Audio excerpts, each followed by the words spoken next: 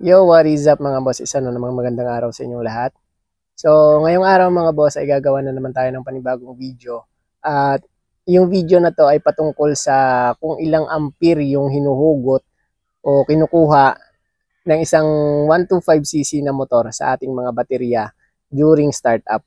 At bali gagawin ko tong video na to mga boss kasi sa katagal-tagal kong naghahanap sa YouTube no ng mga tutorial o information tungkol sa kung ilang ampere nga yung current na hinuhugot ng aking motor, which is 125cc during startup niya.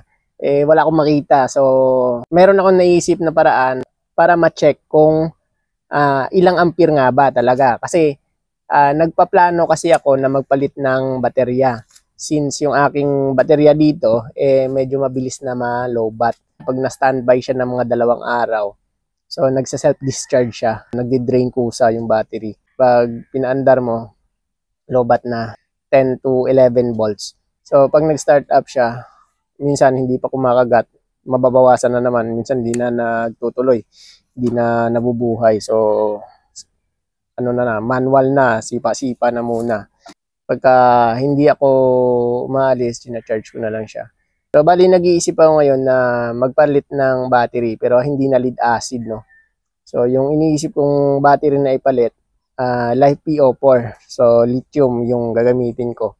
Usually kasi sa mga nagbi-build ng Life PO4 na battery para sa mga motor, yung ginagamit lang nila is active balancer lang. So, yung iba hindi gumagamit.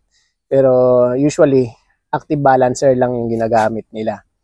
So, sa akin, gusto ko maglagay ng BMS para at least may protection siya sa overcharge, overdischarge, overcurrent. So may mga ganun siya. So pag balancer lang kasi yung nilagay natin, yung primary function lang ng balancer is i-balance niya lang yung charge and discharge na pumapasok at lumalabas sa bawat cell ng ating battery pack. So sa akin, gusto ko maglagay ng BMS para at least may protection siya. Meron ding iba na sumubok na maglagay ng BMS. Kaso yun nga, pag mababa daw yung rated current ng BMS na nilagay mo, so mamamatay lang yung BMS mo tapos wala nang lalabas na ano doon, wala nang voltahe kasi patay na yung BMS. So kailangan yung BMS na ilalagay mo, kung maglalagay ka ng BMS, is match doon sa rated current na nilalabas or required ng motor mo sa startup para hindi siya mamatay during startup. So, yun lang naman yung pinaka-crucial, no, yung sa startup kasi malakas yung hatak nung starter niya. So nagtanong na rin ako sa mga iba't ibang FB page group ng mga lithium users, yung mga nagdi-DIY din. Kaso walang makapagbigay ng saktong information kung ilang ampere ba talaga yung required sa startup ng isang 125cc na motor. So, di ko lang alam sa ibang motor, yung mga higher cc. Siyempre, mas ano din yata yon, mas mataas din yung required na current, no, during startup. So, dito ngayon sa aking motor, susubukan ko at i-check natin. So, meron akong nilagay dito na power analyzer. So, yung source niya, nilagay ko dito sa battery. Tapos, yung load niya, which is papunta na dun sa sa mga connection ng motor, is nilagay ko dito sa load. Ayan, naka-connect sa load. So ayan siya ngayon, naka-standby siya, 12 volts 0 amps. Ayan, 12 volts 0 amps. So ngayon susubukan natin gamit ito kung ilang amps yung huhugutin niya during startup, no. At doon ako magbe-base kung ilang amps na BMS yung aking gagamitin para doon sa battery pack na i-build ko. Yung motor pala natin, ayan siya, RS125 carb. So ngayon wala pa siyang current na nilalabas o kinukuha sa battery. So yung voltage ng battery natin ngayon is nasa 12.3, 12.35. Tapos current wala pa, 0 amps. So ngayon, bubuksan natin siya. I-on natin. Yan, meron siya, nag-draw na siya ng 1.2, 1.3 amps. Sa ano yan, sa tail light, tsaka sa headlight, pati yung mga ano niya, yung mga ilaw niya dito sa kanyang dashboard, no. Yan, headlight. Tapos tail light. Yan.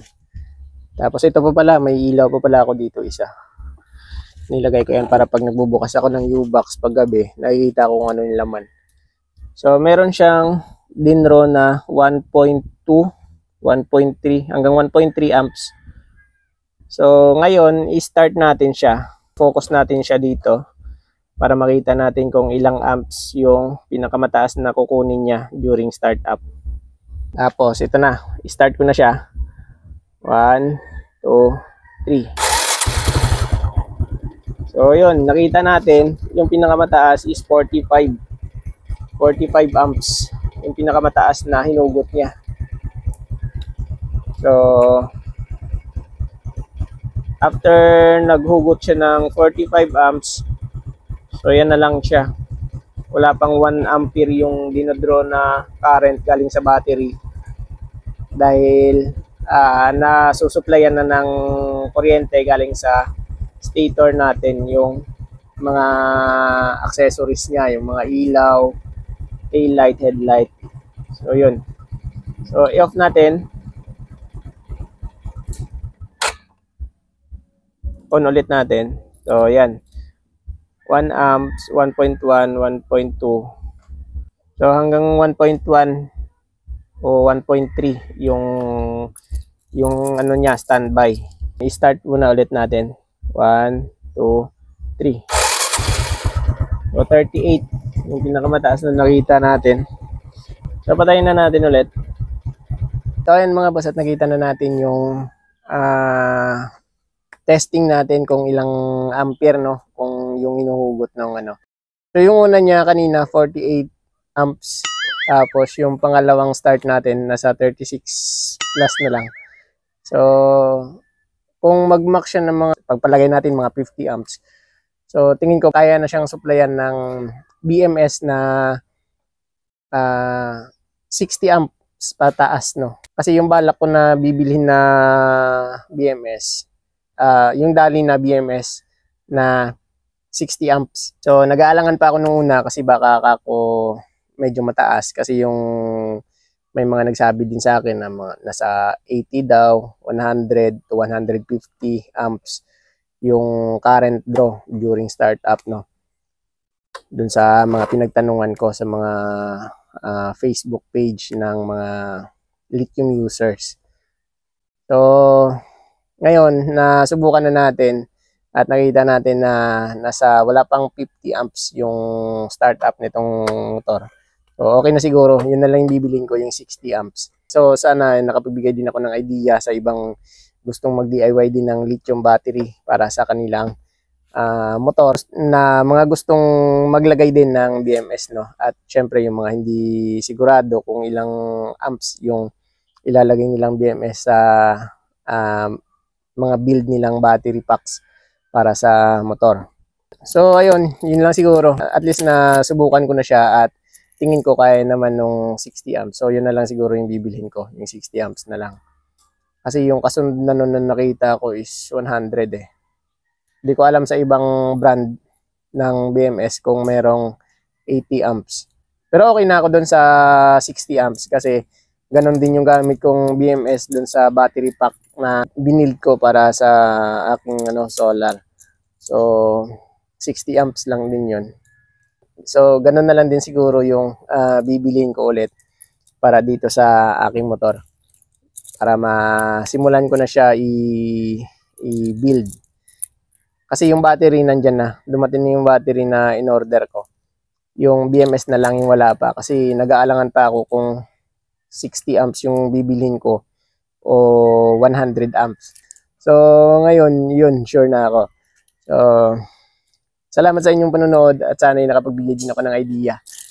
So hanggang sa muli.